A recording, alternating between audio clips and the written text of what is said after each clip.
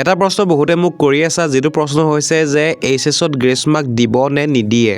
গতিকে ছাত্ৰ-ছাত্ৰীসকল তোমালোকৰ কাৰণে এই ভিডিওটো বহুত বেছি গুৰুত্বপূৰ্ণ হয় প্ৰথমতে তোমালোকে চাই লোৱা কেইখনমান মাৰ্কশিট এই মাৰ্কশিটখন যদি তোমালোকে ভালদৰে মন কৰা তেনেহলে দেখিবা যে এই ছাত্ৰীগৰাকীয়ে ঠিক আছে এগৰাকী ছাত্ৰী হয় মাৰ্কশিটখন এই ছাত্ৰীগৰাকীয়ে তিনিটা বিষয়ত বেয়া কৰিছে প্ৰথমতে তোমাৰ ইংলিছত পাছে কৰিলে 30 পালে এমআইলত তেওঁ পাছ কৰিছে এডভান্স আছামিছত তেওঁ পাছ কৰিছে পলিটিক্যাল সায়েন্সত তেওঁ বেয়া কৰিছে তেওঁ দেখিছে তোমালোকে 6 নম্বৰ জিআৰ যে আছে জিআৰ মানে হৈছে গ্ৰেছ গতিকে তেওঁ 6 নম্বৰ গেছ লৈছে তাৰ পাছত এডুকেশ্যন সাবজেক্টটো তেওঁ বেয়া কৰিছে আৰু তাত 8 নম্বৰ পাইছে তাৰ পাছত লজিক এণ্ড ফিলছফি যে তোমালোকে চোৱা তেনেহলে তাত তেওঁ মাত্ৰ 19 নম্বৰ পাইছে 30 পাব লাগে তেওঁ মাত্ৰ পাইছে 19 নম্বৰ গতিকে তেওঁ টোটেল 3টা সাবজেক্টত বেয়া কৰিছে তাৰে লজিক এণ্ড ফিলছফি যেটো সাবজেক্ট আছে সেই সাবজেক্টটো তোমাৰ 4th হল বাকি দুটা সাবজেক্টত গেছ টোটেল 14 নম্বৰ দিছে আৰু তেওঁ ডিভিজন হৈছে 3rd ডিভিজন অৰ্থাৎ তেওঁ ফেল কৰা নাই বা তেওঁৰ ৰিজাল্ট ফেল বুলি অহা নাই তেওঁৰ ৰিজাল্ট 3rd ডিভিজন বুলি আহিছে এতিয়া অন্য এখন মাৰ্কশিট তোমালোকে চোৱা এই ছাত্ৰজনে ইংৰাজী বিষয়ত পাছ কৰিছে 39 পাইছে তাৰ পাছত এমআইলত পাছ কৰিছে বটনী জুলজিত তেওঁ পাছ কৰিছে অৰ্থাৎ বায়োলজিত পাছ কৰিছে তেওঁ আৰু ম্যাথমেটিক্সত তেওঁ পাছ কৰিছে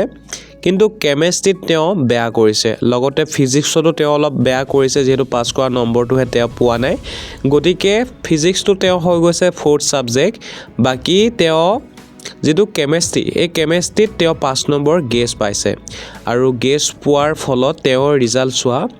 ফেল বুলি অহা নাই 2nd ডিভিজন বুলি আহিছে এই মাৰ্কশিটখন হৈছে 2025 বৰ্ষৰ মাৰ্কশিট ঠিক আছে আৰু এটা প্ৰশ্ন তোমালোকৰ হ'ব পাৰে যে 2026 বৰ্ষত গ্ৰেছ মাৰ্ক দিব নে নিদিয়ে গতিকে মৰমৰ ছাত্ৰ-ছাত্ৰীসকল মই জনাব বিচাৰিছো প্ৰায় 2021 চনৰ পৰা মই ৰিজাল্ট চাই আছো আৰু ৰিজাল্টসমূহ দেখিছো যে প্ৰত্যেক বছৰে বহুতৰে প্ৰশ্ন থাকে যে গ্ৰেছ মাৰ্ক দিব নে নিদিয়ে আৰু মই প্ৰত্যেক বছৰে ৰিজাল্টত দেখিছো যে ছাত্ৰ-ছাত্ৰীসকলে গ্ৰেছ মাৰ্ক পায় গতিকে এই বৰ্ষটো গ্ৰেছ মাৰ্ক দিব তোমালোকে চিন্তা বেছি কৰি নাথাকিবা যিকেইটা তোমালোকৰ এক্সাম আছে যে লাগিলে এটা এক্সামে হওক দুটা এক্সাম হওক বা তিনটা এক্সাম যদি আছে তেনেহলে সেই এক্সাম কেইটা তোমালোকে কি কৰিবা নিজৰ যাতে বেষ্ট এক্সাম হয় লাইফৰ তেনেদৰে তোমালোকে প্ৰস্তুতি চলোৱা আৰু তেনেকে তোমালোকে এক্সাম কেইটা দিয়া আৰু এইকেইটা সাবজেক্টত যদি কেনেবাকৈ তোমালোকে পাস কৰি যোৱা যদি হেগিটাত যদি তোমালোকে কেনেবাকৈ মাৰ্কস কম পাই যোৱা যদি পাৰিলে হেতিন মাৰ্কস ভাল আনিব কাৰণে যদি কম পালা তেনেহলে চোৱা তোমালোকৰ মাৰ্কসটো বা ৰিজাল্টটো তোমালোকক কি লাভ হয়তো যদি তোমালোকে ফাৰ্স্ট ডিভিজন পাব লাগিছিলে বা পালা হেতিন যদি এই চিন্তাখিনি যদি নকৰি পিনি যদি পঢ়িলা হেতিন তেনেহলে ফাৰ্স্ট ডিভিজনত তোমালোকে সেকেন্ড ডিভিজন পাই গলা যদি তোমালোকে সেকেন্ড ডিভিজন পাম ভাবিছিলা তেনেহলে থাৰ্ড ডিভিজন তোমালোকৰ যদি হৈ যায় তেনেহলে তোমালোকৰ নিশ্চয় বেয়া লাগিব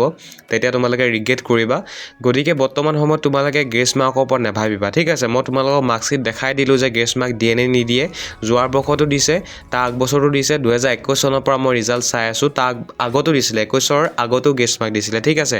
আৰু 21ৰ পাছতো দি আহিছে গতিকে 2026 বৰ্ষতো তোমালোকক গ্ৰেছ মাৰ্ক দিব আৰু যিসকলে চিন্তা কৰি আছে যে মই ফেল কৰিম বুলি ফেল তোমালোকে নকৰা বিগত যদি 5 বছৰৰ মই ৰিজাল্টৰ কথা কওঁ তেনেহলে তিনিটা বিষয় যদি নিম্নতম তোমালোকৰ কেনেবাকৈ বেয়া হৈছে তেলে তিনিটা বিষয় পৰ্যন্ত গ্ৰেছ মাৰ্ক দিয়া মই দেখিছো আৰু ক'ব গলে এটা সাবজেক্ট 4 ডে হৈ যায় ঠিক আছে গতিকে সেই 4th হোৱা সাবজেক্টটো নধৰি পিনি অন্য দুটা সাবজেক্টত গ্ৰেছ মাৰ্ক দি দিয়ে